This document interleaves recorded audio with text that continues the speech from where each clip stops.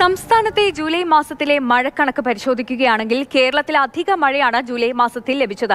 അതായത് 16% അധിക മഴ കേരളത്തിൽ ലഭിച്ചു എന്നതാണ്. അതായത് നോക്കൂ, കേരളത്തിൽ ഈ ജൂലൈയിൽ ലഭിച്ച മഴയുടെ കണക്ക് പരിശോധിക്കുമ്പോൾ 760.5 മില്ലിമീറ്റർ മഴയാണ് കേരളത്തിൽ ലഭിച്ചത്. പക്ഷേ ലഭിക്കേണ്ടിയിരുന്ന മഴ എന്ന് പറയുന്നത് 653.5 മില്ലിമീറ്റർ മഴയാണ്. ഇനി ഏറ്റവും കൂടുതൽ മഴ ലഭിച്ച ജില്ലകളുടെ കണക്ക് പരിശോധിക്കുമ്പോൾ ഏറ്റവും അധികം മഴ പെയ്തത് കണ്ണൂർ ജില്ലയിലാണ്. 56% മഴ കൂടുതലായിട്ട് കണ്ണൂർ ജില്ലയിൽ ലഭിച്ചു എന്നതാണ്. അതായത് 1419.3 മില്ലിമീറ്റർ മഴയാണ് കണ്ണൂർ ജില്ലയിൽ പെയ്തത്. പക്ഷേ അവിടെ ലഭിക്കേണ്ടിയിരുന്ന മഴ 908.2 മില്ലിമീറ്റർ മഴ മാത്രമായിരുന്നു.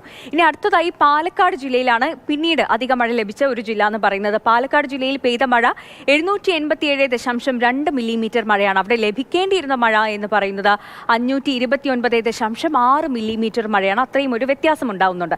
ഇനി അടുത്ത ജില്ല എന്ന് പറയുമ്പോൾ അത് മലപ്പുറം ജില്ലയാണ്. അവിടെ 895.8 മില്ലിമീറ്റർ മഴയാണ് പെയ്തത്.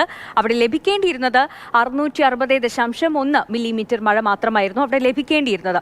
ഇനി കോഴിക്കോട് ജില്ലയിലേക്ക് വരുമ്പോൾ അവിടെ 1099.6 മില്ലിമീറ്റർ മഴയാണ് പെയ്തത്. അവിടെ ലഭിക്കേണ്ടിയിരുന്നത് 873.6 മില്ലിമീറ്റർ മഴ മാത്രമായിരുന്നു.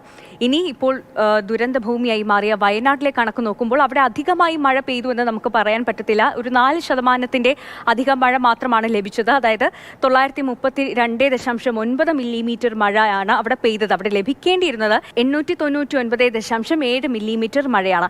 ഇനി ഏറ്റവും കുറവ് മഴ പെയ്ത ജില്ല ഏതാണെന്ന് നോക്കിയാൽ ഇടുക്കിയാണ്. ഇടുക്കിയിൽ 15% കുറവ് മഴയാണ് ലഭിച്ചത്. അതായത് 200.1 മില്ലിമീറ്റർ മഴയാണ് ഇടുക്കിയിൽ പെയ്തത്. ലഭിക്കേണ്ടിയിരുന്ന മഴ എന്ന് പറയുന്നത് 825.9 മില്ലിമീറ്റർ മഴയാണ്.